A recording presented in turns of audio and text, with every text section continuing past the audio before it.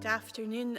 I'm Mary Ann Rennie. I'm the Minister of the Abbey Church of Dunfermline, and those of you who have been watching our Facebook Lives once a week will know that I have been coming in and doing a bit of a tour so that people have an opportunity to have a look at some of the things that they would have seen if they had been coming visiting. At this time of the year, we are usually open to the public and with visitors coming in almost every day. Well, they do come in every day, and it's usually quite busy at this particular point in the year. And so I thought it would be good for folk around the world, and even here in Dunfermline, just to remember all of the different parts that exist here in our church that we enjoy. So far, I have shown people the Tiffany window. Last week we had a wee look at the McLaren window, and today we're going to have a look at the Queen Margaret window. I don't think there's ever a good time of day to come in. I've tried at several points over the last few days to come in and find a day when the window would be nice and clear for you to see. So it's not the window behind me. I'm going to shuffle this round, and you're going to get a wee bit dizzy for a minute as I adjust the camera so that you can see everything. But I'm going to turn this round so you can have a wee look and see. The words are written by Mary Welsh, who was custodian here in the Abbey. She is still our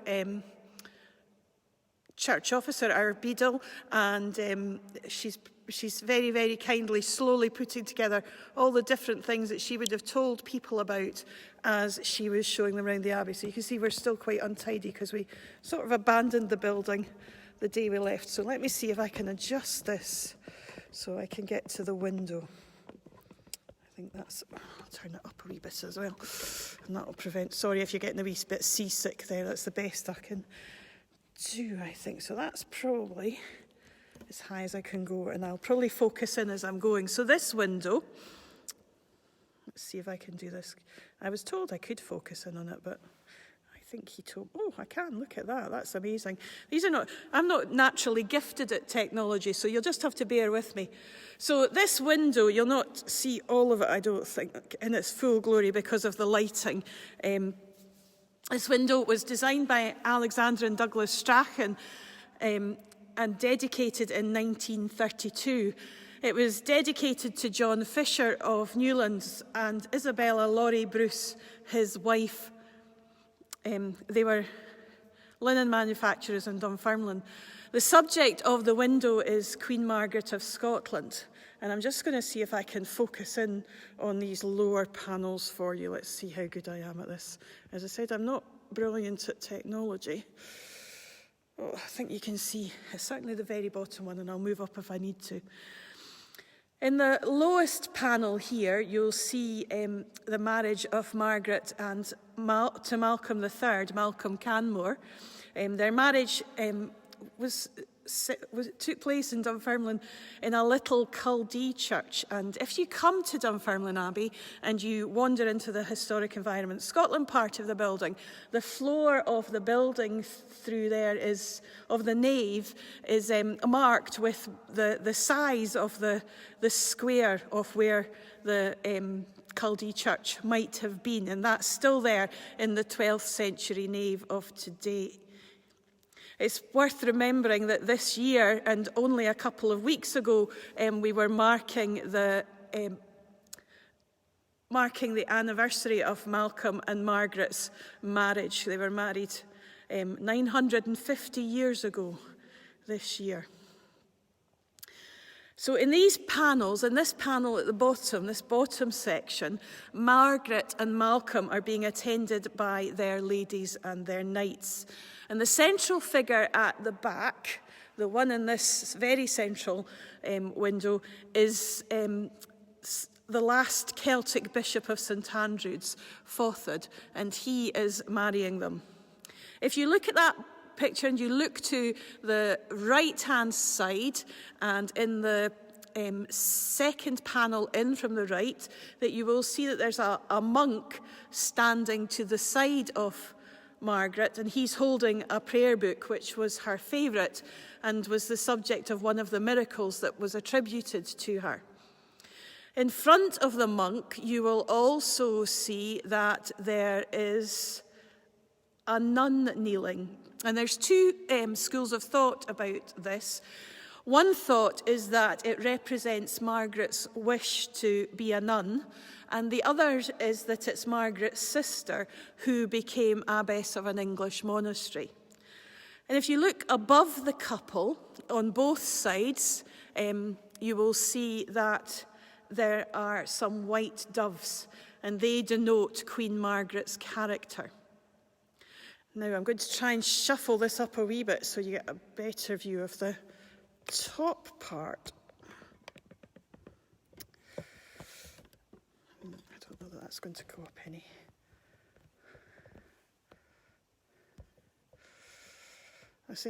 I really am not technical in any way, shape or form, and I can tell you that my husband will be sitting at home going, she's mad and she's not doing this properly. So I think I'm going to lift this out of here because I don't know what this is. So that's the top part there. Now the difficulty with this is I'm just going to shuffle other things about so that you can see that. And yes, I have got shaky hands. I'm not very tall. I used to think I was very tall, and these days I don't think I'm very tall. So in this top panel, it's a domestic scene with Margaret teaching her children to give alms to the poor. One of the children is shown holding out her hands to the simply dressed group to the right. Malcolm is the figure at the front with one of his sons on his knees, watching, or as it's been said, he's doing what every good husband should. He's listening to his wife. There's a bishop bringing a master mason with a plan of a church for the Queen's approval. And there's also a child standing at a lectern, and because she was keen on education. Margaret set about making the Scottish courts more regal as those courts because of the courts she'd previously known. She encouraged her ladies to wear more colourful and becoming garments. She also instructed them in making beautiful embroideries. And this can be seen in the background because there are two ladies in red on the right, and they're embroidering on an altar cloth. And a lady to the left is working on a loom. But music's also represented by two angels. The one on the left has a harp, and the one on the right is holding sheet music. And under each of the angels are words of charity. So one says, "Blessed is he who understandeth concerning the needy and the poor." And the other one says, "A liberal man doeth liberal things, and by liberal things shall he be judged." Now this is when my arms are really, really going to get very shaky because I'm going to have to lift this above my head. So in the tracery lights up here at the top,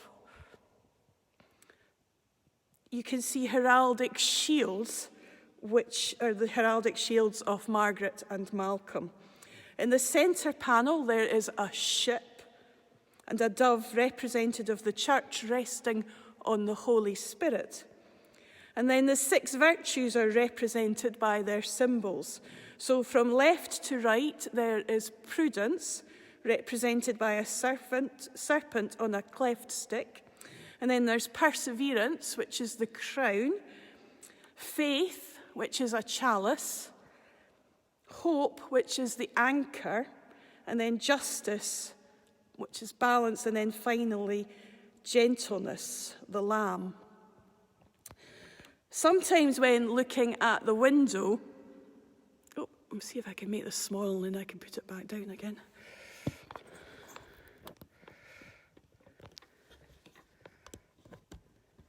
There we go. No, that's not very good. This is why professionals do these things and not ministers. Oops, there we go, that's better. Only vaguely. Sometimes when looking at the window, we can admire the colours or the subject, but it's worth asking if there's something hidden in the window, a secret, if you like. And there are 2 in this window that are so easy to miss. So I have to take you back to the bottom panel. I tell you, this is working me hard today. So let me go back to the bottom panel here. So the first of these is in the bottom panel. Malcolm's wearing a crown for his wedding in the bottom panel, but wearing a short helmet while listening to Margaret in the top panels. So where does the king keep his crown when he's not wearing it? So I now have to take you back up to the top one. Now, if you look in that top part, and you look in the second panel in from the right, you will see that there is a cupboard. And if you look, you'll see that up just above where the ladies are wearing red, there's the door's open, and on the middle shelf is a crown, along with a Bible and a chalice. And so all the valuables are kept in one cupboard. And even though this top scene is a domestic scene, we have a reminder of the importance of those in it. Because if you look above the Queen's head, there are grey arches that look through. If you look through them, and you will see in them, you'll see an army passing outside with spears and chainmail and helmets. I hope you've enjoyed the opportunity to have a look at closer at the window. I'll just see if I can do a wee nice scan up and down so you get a better look. But as I said, you need a professional and not a minister. So there we go, there's the top. Have a wee look at all of those tracery lights and spot the symbols at the top. The domestic scene in the centre. And then just at the bottom, there's the marriage of Malcolm and Margaret. So 950 years since a wedding. We were planning, and who knows what will happen over the next few weeks, because you just can't tell at the moment. We were planning to maybe have a celebration of marriage here in the Abbey and have a wee bit of an exhibition of wedding dresses throughout the year, and that still might happen. It's only the end of April. It's still 3 months away from August, so who knows what might happen. Still potential to do things that we were hoping to do. But I don't know that we were so much, well, we were celebrating marriages and enjoying looking at the work that goes into wedding dresses. But it's not everybody's cup of tea, and so we had thought we would have some flowers because they seem to appeal to more.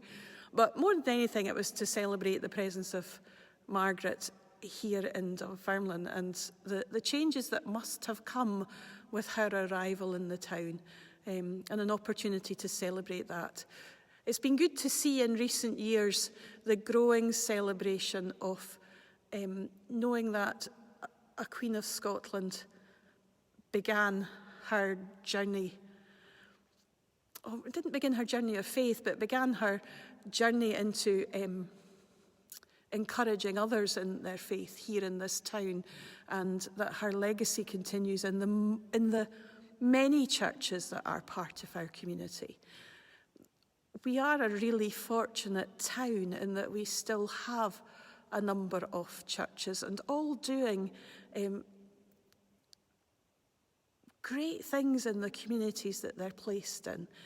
There are lots of brilliant people in Dunfermline who show their faith in the simplest of ways, by looking out for their neighbour, by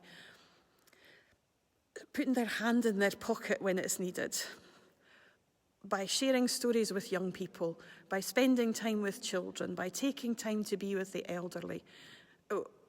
And of course, that's not just church people. But this is a good day, I think. Every day is a good day to celebrate it. But here, looking at this window and marvelling at a story that has stood the test of time and continues to be told here in this building, and remembering that Margaret's story is very much grounded in Christ's story. That Margaret's life was an opportunity for her to tell those that she encountered what she had discovered in the story of Jesus. that call for compassion, that need to ensure that justice took place. The opportunity to protect the vulnerable and to speak boldly to those in power. And perhaps she had more opportunity to speak boldly than many, as she had the ear of the king. There's lots to marvel at, lots to wonder at, and lots to discover of Jesus in Margaret's story. And perhaps we should constantly be listening for the echoes of Christ's story, not just in Margaret, but in those that we meet every day. Perhaps we should be listening and watching and encouraging those who offer compassion, who share kindness, who look for justice, who call out to the ear of those in power that change might be brought to our world. Wherever you are today, know that God is with you. If you're beginning to struggle because you're still locked in, know that it's the best place to be.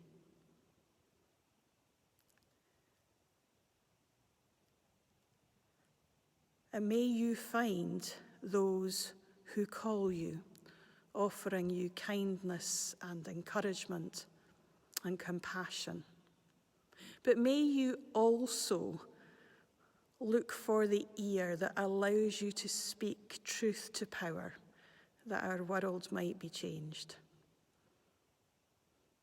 I'm just looking at that window, and I have to say that the nun behind Margaret always captures my attention. I think because she's faceless, and so she represents so many people. And I think when you look at the outfit that she's wearing, it's so easy to recognise that that is an outfit that represents people who care, even in our world today.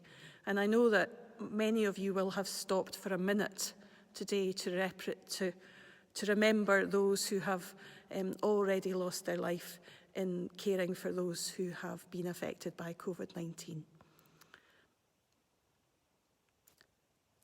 I would like to think we live in a world where we do more than offer a minute's silence, where we speak the truth, that people who are caring for the most vulnerable in our society should be properly paid and properly clothed.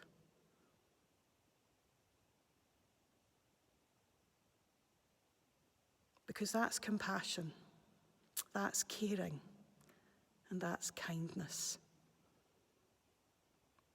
And we should be encouraged to do the best we can because of the gifts we've been given by God.